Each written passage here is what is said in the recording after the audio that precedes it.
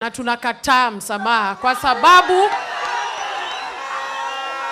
tunai-reject kwa sababu watu ambao ni rika yangu na wengine wadogo kuniliko waliuawa, hawajapewa ridhaa, hawajaweza kutuambia ni nani anaua wananchi wetu, mbona kuna utekaji nyara. Kwa hivyo hiyo kwetu ni kutupumbaza na ni kawaida yake hekala ya Abunwasi.